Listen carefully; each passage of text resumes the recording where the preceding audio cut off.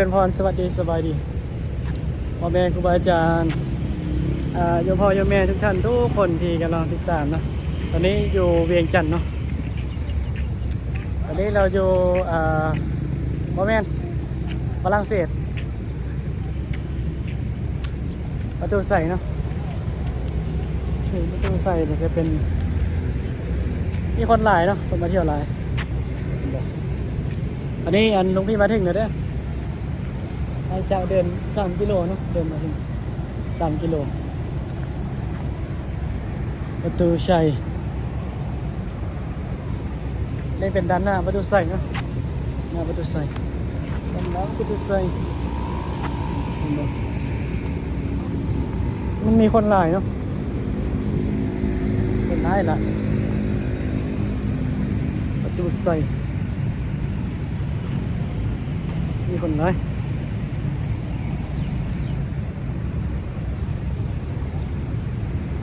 ส่วนประตูใส่พระกำลังเดินไปหาเพื่อนไปมีคนหลายเนาะมีนักท่องเที่ยวหลายคน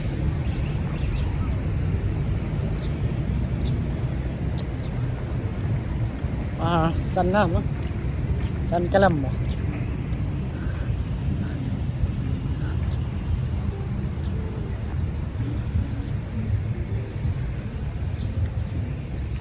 โอ้เมื่อยปวดแขนว่ะอันนี้คือที่จริงลุงพี่เนี่ยเป็นคนไสยบุรี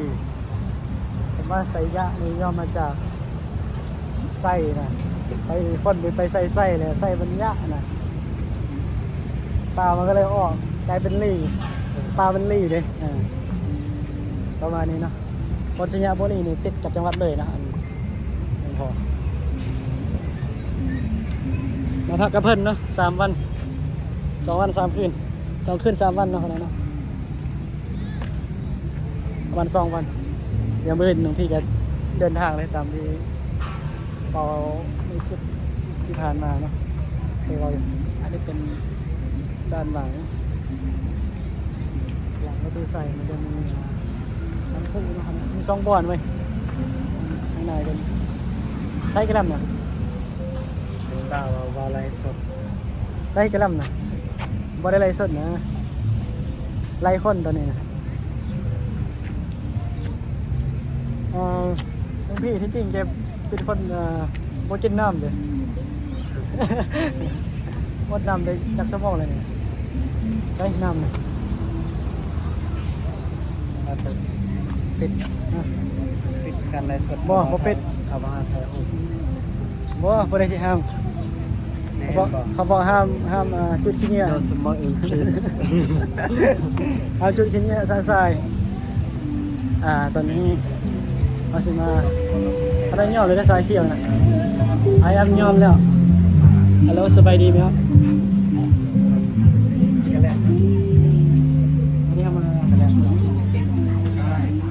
ครับประตูใส่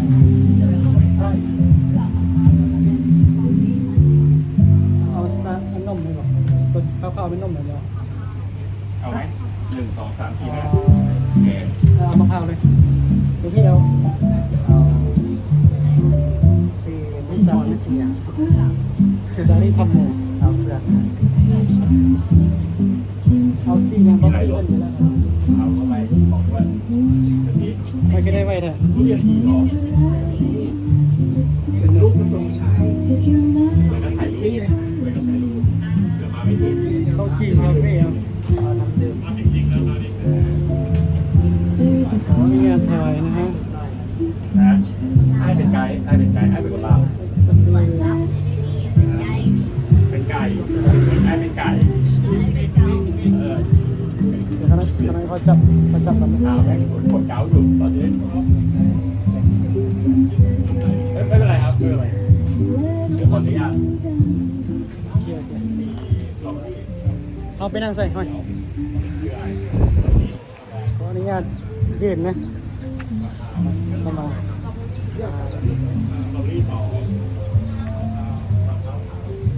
โอ้เถอะ สแต แต่ละทุเรศ มั่งยังมาจังยังหูบ่ มันคือ มั่งยังมาจังมั่วเข้าใจปะทำอะไรกันบ้างโมเมนต์มั่งครั้งแรกในชีวิตเลยเห็นอะไรสินะแต่ว่ามาสันน้ำเนาะมันห้อนนะเดินมา3 กิโลนะก็เลยที่โอกาสนี่ เอาตัวนี้ก่อนมาตัวนี้ เฮ้ยเปลี่ยนโต๊ะบ่เป็นหยังเขาหน่อยมันแดดมันกำลังอ่อน มามา เอาเป็นให้เปลี่ยนโต๊ะเนาะมันห้อนเนาะมันยังพอยังไงอยู่ไทยนี่อากาศห้อนกว่านี้เด้อยู่ไทยนะแทบจะบ่มีฝนอยู่ขอนแก่นแต่มาเมืองลาวจะไข่เนี่ยเนาะไข่ที่บ่แปลว่าไข่ทอดเด้ไข่ขึ้น โอกาสเนาะวันนี้มีโอกาสเนาะมีโอกาสที่ได้มายามกับหลวงเพื่อน ที่แต่ก่อนก็เคยเป็นเนนด้วยกันนั่นแหละคำว่าเคยเป็นเนนด้วยกันนี่แปลว่าหยังเคยอยู่วัดเดียวกันยมพ่อยมแม่เคยอยู่วัดเดียวกันสมัยเป็นเนนนั่นน่ะเวลาจะกลับบ้านก็ขอ แล้ว มา มันคือห่อนเลยเป็น พักเพิ่นพอยสิเปลี่ยน3 บอนเพิ่นสิบ่ปรับบ่ มันห่อนอะไรกันเนี่ย รถปรับนะหลวงพี่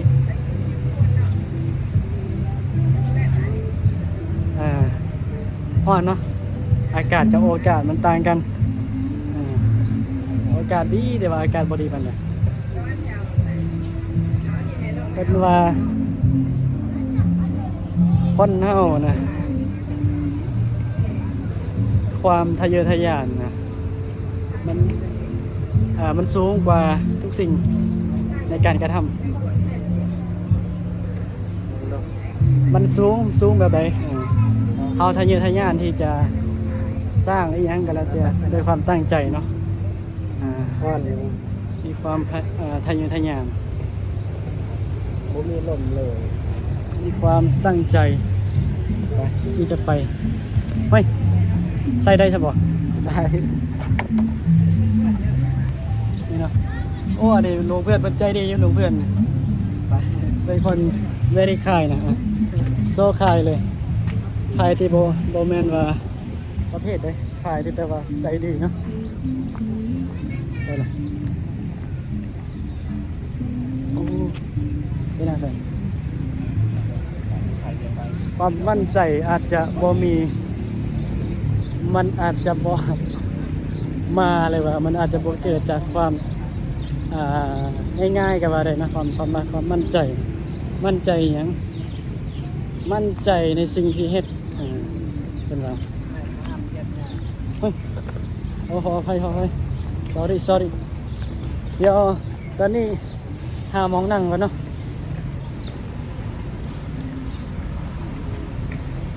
คือบ่เดินมาทางนี้ใช่ไหม โอ้ยเสียเงินบ่นั่งนี่นะ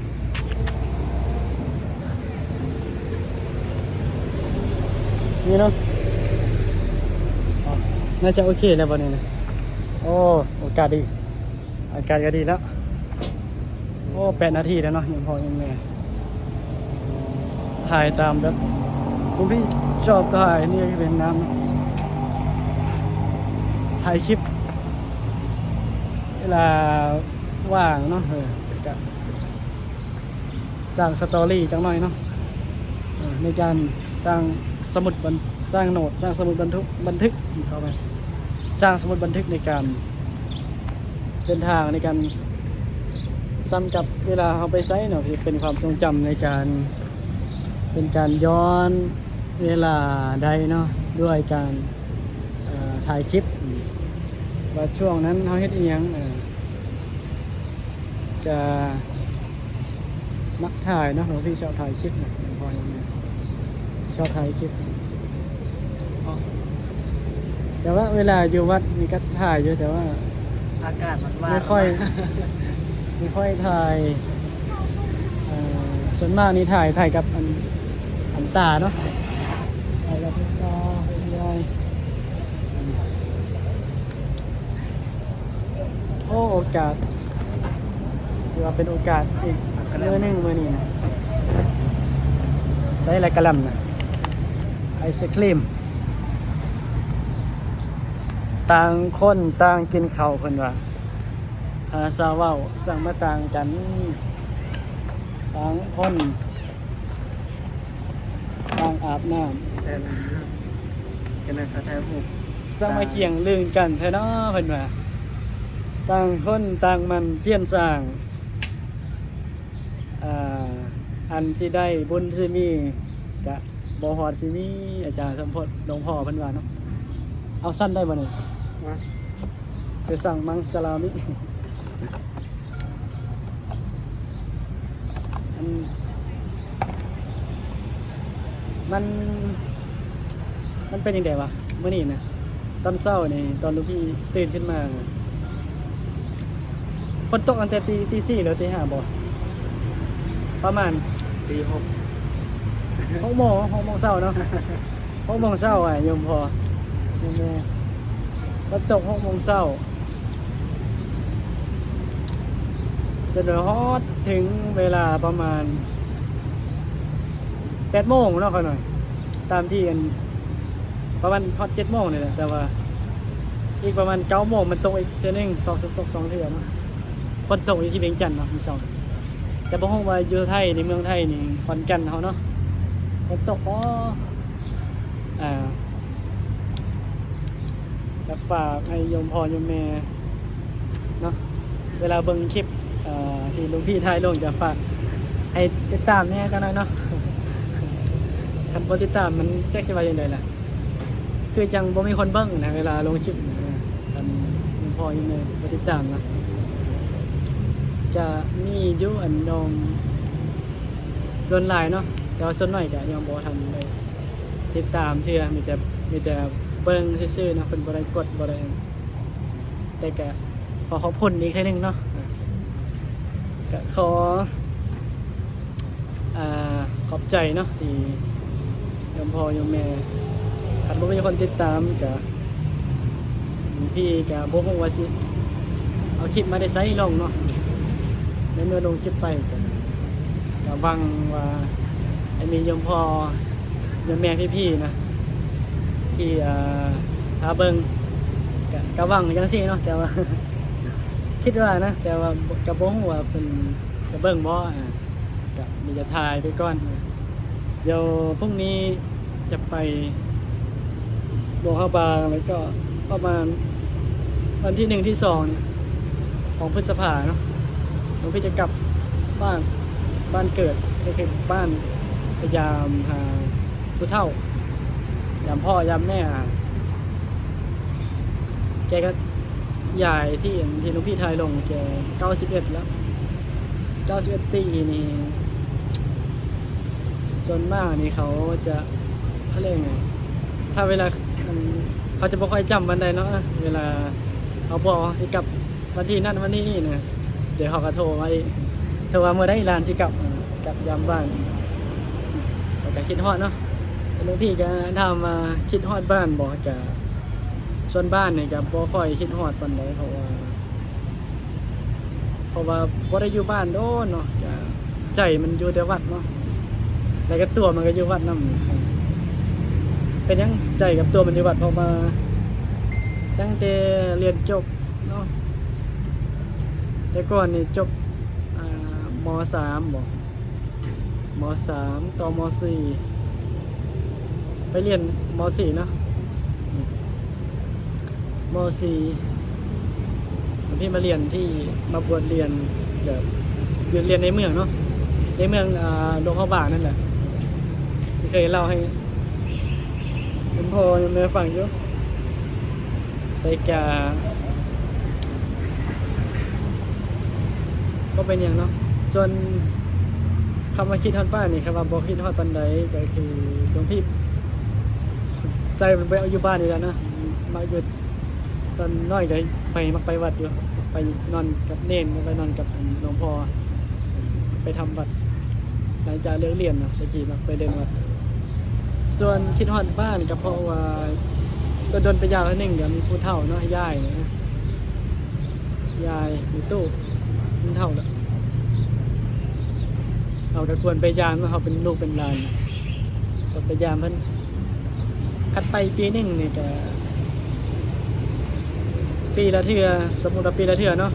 คัน4 ปีนี่ก็ไม่ได้4 เทื่อก็ไปซะเนาะทุกปีนี่ควรไปเนาะ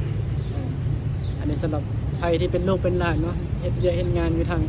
ไกลอยู่กรุงเทพอยู่เมืองกรุงอยู่ต่างประเทศควรที่จะกลับมาเนาะพยายามพออย่างตอนนี้จะใช้เวลาตอนนั้นนะยังพอแม่ก็สิได้ขออำลาพาจากปิดคลิปอ่ะก็สิขอนำเสนอเว้าคำว่า บ่อยากจากเวลาพัดพรากไปกันบ่อยากไปแต่ว่าวินาทีผัดเดินผ่านมาเพราะฉะนั้นแล้วอาตมาภาพก็จะได้อำลาพาจากไปเพียงซ้ำนี้ขอเจริญพรเจอกันในคลิปต่อไปขอขอบใจสวัสดีสบายดี